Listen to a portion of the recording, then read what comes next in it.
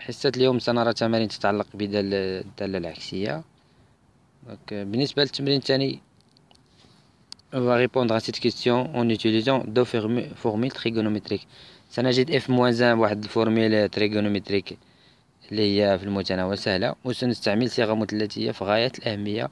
دونك لأن الصيغة المثلثية الثانية التي سنستعمل ستفيدنا في الإجابة عند هذا التمرين هذا الثاني مأخوذ من فرض محروس، وكذلك مفيدة جدا عند فاش غتوصلوا للدرس ديال الدوال الأصلية. الوغ دونك باش تكون شي دالة كتقبل دالة عكسية خصها تكون تقابل، وباش تكون تقابل يعني خصها تكون متصلة كونتيني، خصها تكون ستريكتومون مونوتون رتيبة قطعا. دونك بالنسبة لعندنا لتكون اف الدالة معرفة على دي اللي هو المجال 0 بي سور 2 بما يلي اف دو اكس كتساوي لنا سينوس كاري دو اكس. السؤال الأول بين أن اف تقابل من دي نحو مجال يتم تحديده. أولا لدينا اف، دونك دالة سينوس متصلة على ار، وبالتالي متصلة على المجال دي اللي هو 0 بي سور 2. ولدينا دونك باش تعرف الرتابة ستضطر إلى حساب المشتقة. دونك في هذه الحالة كنعرفوا أن U أس N بريم وبيان U إكس أس N بريم كتساوي كتنزل بهذا الأس اللي هو N، وكتشتق هاد U اللي هي U بريم في U أس N موان 1. نفس الشيء هنا، دونك سينوس كاري دو إكس بريم، دونك كتنزل بهذا الأس اللي هو 2، كتشتق السينوس اللي هو كوس إكس مضروبة في سينوس أس 2 موان 1، يعني ستعطيك 1. أو يمكن أن تكتبها على شكل سينوس إكس سينوس إكس وتنجز مشتقات جداء دالتين، ستجد نفس النتيجة. ولكل إكس من هذا المجال دونك 0 بي سور 2 فالقوس موجب سينوس موجب، دونك هاد دونك كنستنتجو أن متصلة وتزايدية قطعا ستريكتومون كرواسونت سور على المجال 0 بي سور 2. ومنه فاف تقابل من المجال من 0 بي سور 2 نحو، بما أنها تزايد قطعا دونك ستكون نحو اف ديال هذا المجال اللي هو 0 بي سور 2. قلنا التزايدية يعني غنحتفظوا بهذا الترتيب كما هو، دونك اف دو 0 والثانية الليميت كون اكس تنفيغ بي سور 2 موان على يسار بي سور 2. دونك تساوي اف دو 0 سينوس كاري دو 0 ستعطيك الصفر،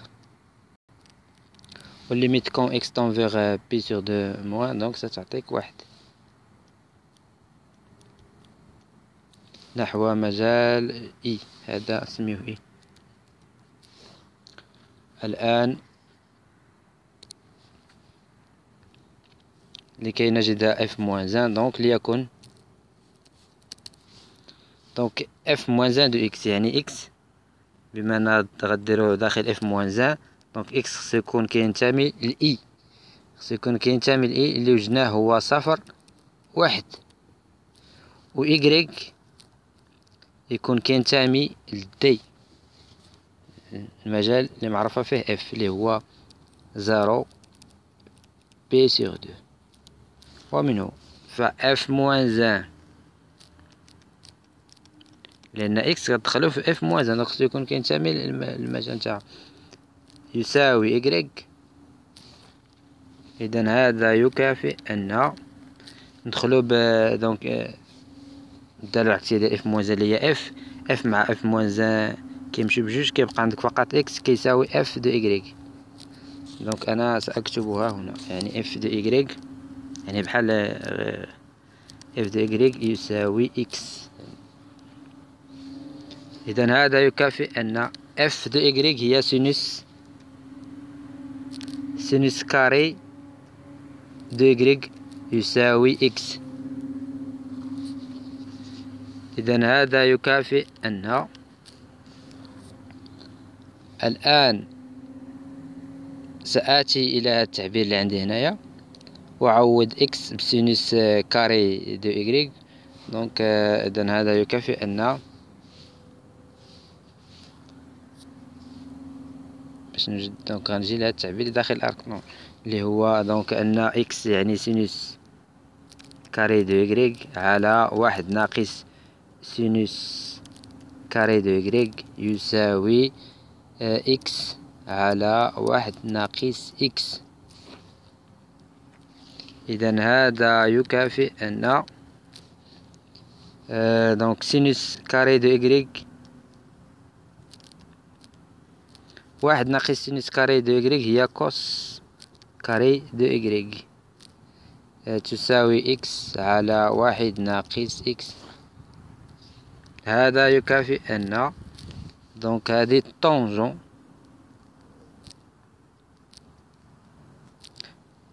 كاري دو إكغيك يساوي إكس على واحد ناقص إكس. ندخلو بلا راسين. دونك إذا دخلنا بلا راسين في لي دو كوطي هذه ستعطينا القيمة المطلقة لتان طونجون دو إكغيك يساوي لنا لا راسين دو إكس على واحد ناقص إكس. الآن وهذا إكس دونك راه يخالف لواحد، قلنا إكس كينتمي من 0 1 دونك هذا المقام لا ينعدم، وهذا إكغيك تخالف بي سيغ دو دونك هذا المقام كذلك لا ينعدم.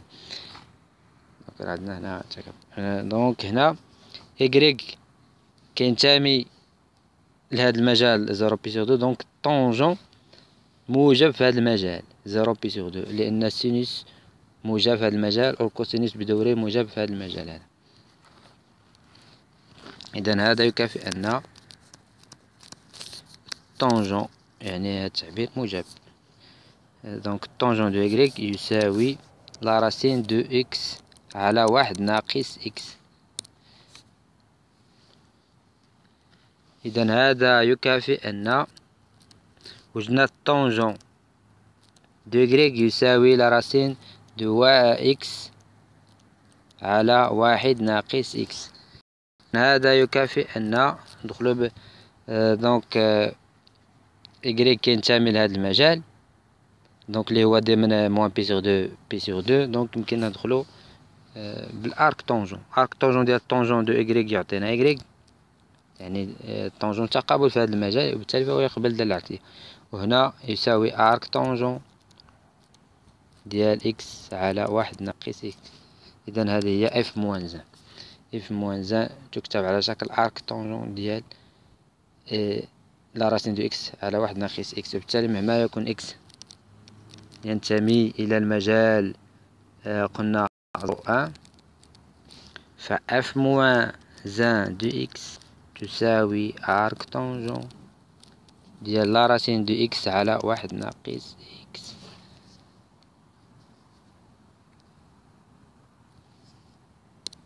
بالنسبة للتمرين الموالي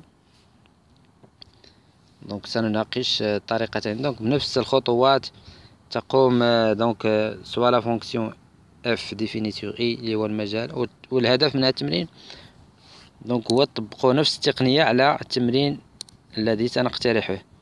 هذا التمرين هذا دونك نفس التقنية باش توجدوا جي موان زان. الو دونك هذا هو التعبير ديال اف دو اكس لكل اكس من اي. دونك موntrer que f est une bisection de i vers un intervalle j que l'on détermine واحد المجال اللي غنحددو. الوغ لدينا f بعدا et continue sur donc l'intervalle i moins pi sur 2 pi sur 2. إلا شقيناها عندك f بريم دو x f بريم دو x كيساوي دونك كوس دو x أكبر قطعا من الصفر لكل x من هذا المجال. دونك f est strictement التزايد قطعا. Donc il est strictement monotone, strictement croissante sur l'intervalle moins pi sur 2, pi sur 2. Donc il est d'où réalise une bijection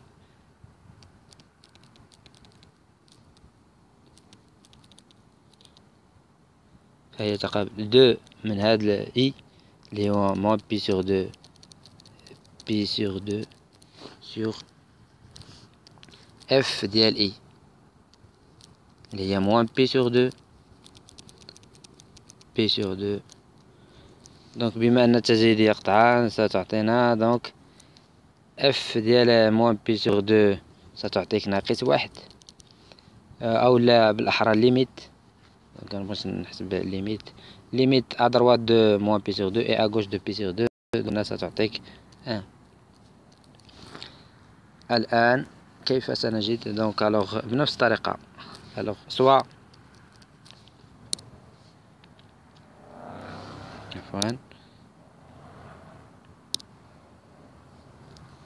الوغ سوا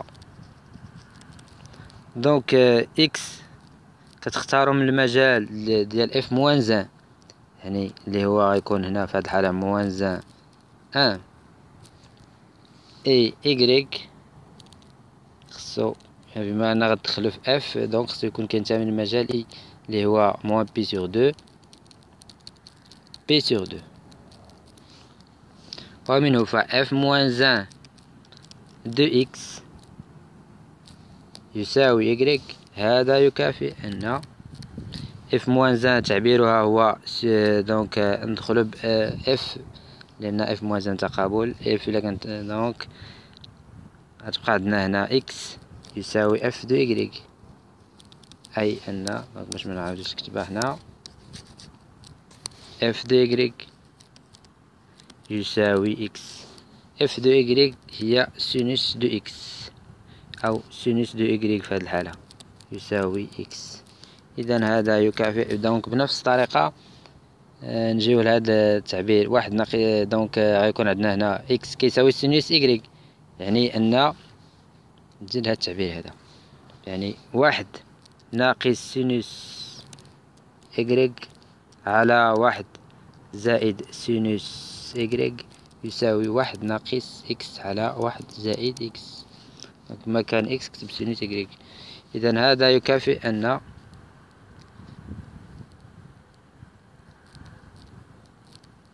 بغيتي تدخل بالجذر دابا يمكن تدخل به حتى من بعد تدير التحويلات المثلثية. دونك واحد ديال سينوس إيكغيك يمكن لك تكتبها على شكل واحد ناقص كوس بي سور 2، هذه هي سين موان إيكغيك،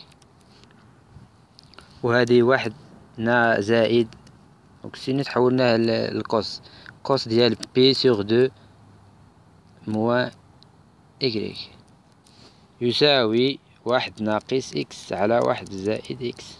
يمكن ندخل بلا راسين مش مشكل. دونك هذا يكافئ أن هذه واحد ناقص كوس بي سور 2 موان إيكغيك دونك تساوي 2 سينوس. دونك هاد الصياغة المثلثية مغاديش نبقى نشرح فيها، دونك حفظوهم ولا فهموهم ولا اللي بغيتو، المهم خصكم تكونوا عارفينهم. 2 سينوس دونك بي سور 4 موان إيكغيك سور 2، لأن عندك سينوس كاري ديال 2 إكس كتساوي لك واحد ناقص كوس 2 إكس، هذه هي اللي أو هذه واحد على 2 عامل هذا التعبير، وكوس كاري ديال 2 إكس كيساوي واحد على 2 ديال واحد زائد كوس إكس.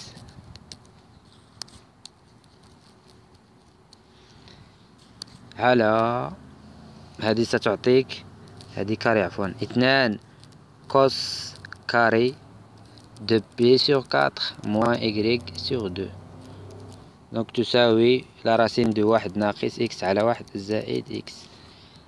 دونك يعني هذه نختزل باثنان في البسط المقام. إذا هذا يكافئ أن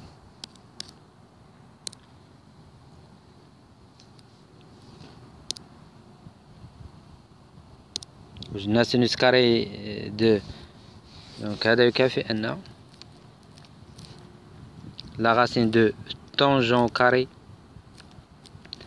de P sur 4 moins Y sur 2 يساوي لا راسين دو، رجع باش منخطأش. دونك وي هي هادي لا راسين دو واحد ناقص إكس على واحد زائد إكس، واحد ناقص إكس على واحد زائد إكس. دونك هذا يكافئ أن القيمة المطلقة ديال الطونجون دو P sur 4 moins Y sur 2 كتساوي لنا لا راسين دو واحد ناقص إكس على واحد زائد إكس. إلا جينا لكل إكغيك من هذا المجال موان بي سور دو بي سور دو، دونك فا طونجون ديال بي سور 4 موان بي سور دو، دونك موجب، ومنه فالقيمة المطلقة ديال طونجون لكل إكغيك من هذا المجال، دونك تعطينا طونجون دو بي سور 4 موان. هانتا يمكنك أن تقوم بالتأطير، قم بتأطير، بدا بإكغيك كينتمي لهاد لانترفال وانت غادي حتى توجد بأنه دونك الطونجون كاين في هاد الربع الأول، دونك راه موجب موان إكغيك سور دو. دونك ولكل إكغيك من هذا المجال، دونك ستجد أن بي سور 4 موان إكغيك سور دو دونك كينتمي لهاد الانترفال، دونك بالتالي فالطونجون تقابل في ذلك المجال يمكن أن ندخلو بالأرك طونجون. دونك يبقى لدينا فقط أن بي سور 4 موان إكغيك سور دو يساوي، دونك هنا كذلك ندخل بالأرك طونجون ديال لا راسين واحد ناقص إكس على واحد زائد إكس. دونك ومنه وهذا يكافئ أن إكغيك ستجد في الأخير أنه يساوي بي سور دو ناقص 2 أرك طونجون ديال لا راسين واحد ناقص إكس على واحد زائد إكس، ومنه المطلوب. لكن نحن سنستعمل صيغة مثلثية في غاية الأهمية لأن ستحتاجونها للإجابة عدة تمارين. دونك مثلا التمرين الذي أقترحه عليكم، أضيف صفحة،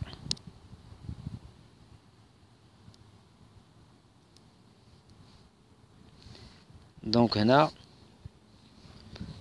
سنستعمل صيغة مثلثية الآتية. عندك سينوس دو إكس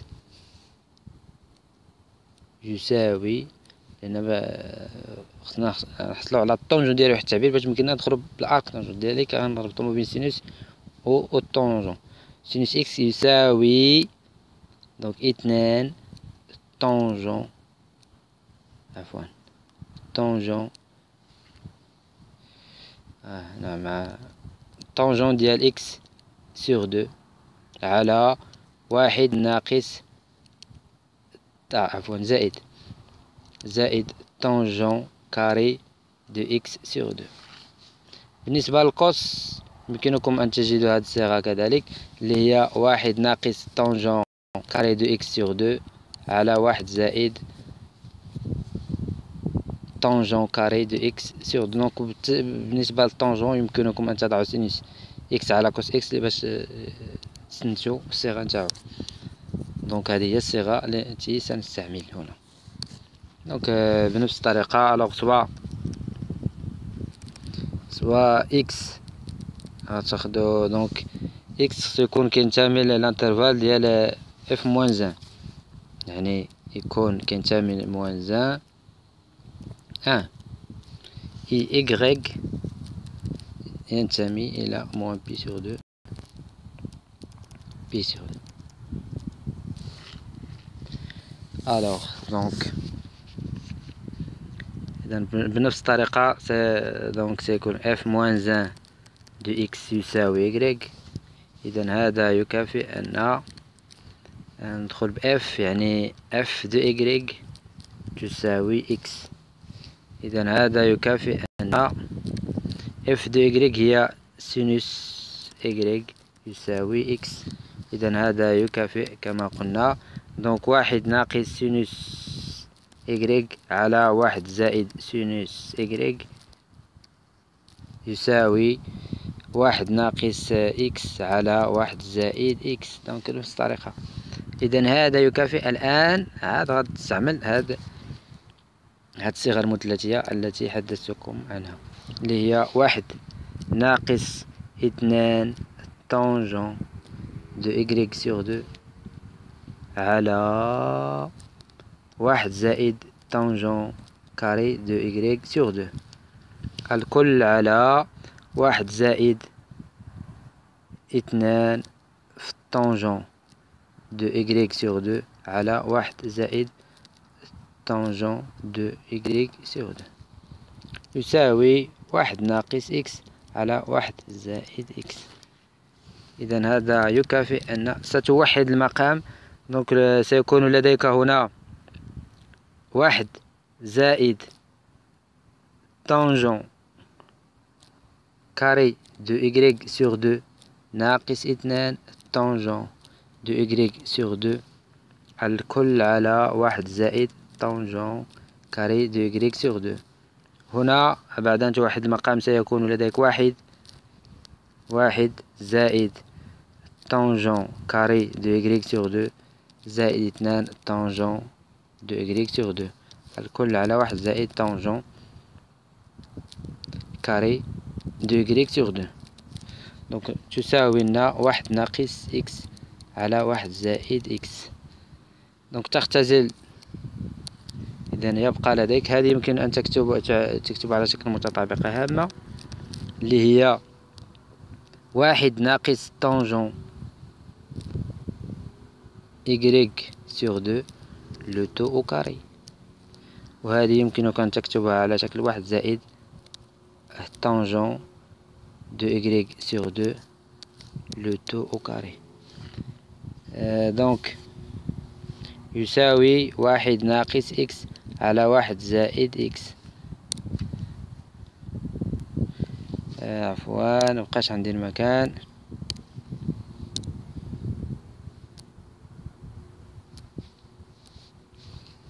إذن وصلنا إلى ما يلي.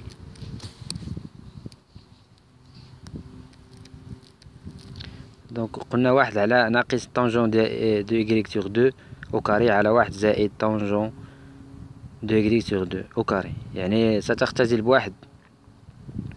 سيبقى لديك واحد ناقص طونجون دو إكغيك سور دو، لأنها تكتبها دونك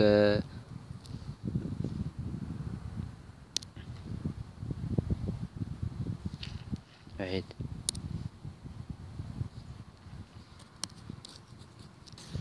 حصلنا على ما يلي واحد ناقص طونجون دو إكغيك سور دو على واحد زائد طونجون دو إكغيك سور دو لو تو أو كاري يساوي واحد ناقص إكس على واحد زائد إكس. دونك هذا يكافئ أن ندخل بلا راسين. دونك سيبقى لديك واحد ناقص طونجون دو إكغيك سور دو على واحد زائد طونجون دو إكغيك سور دو يساوي لا راسين دو واحد ناقص إكس أو لا فالور أبسولي دونك على واحد زائد إكس. بما أن هذا التعبير ستجد أنه موجب، دونك بالتالي فالقيمة المطلقة لها تعبير موجب ستعطيك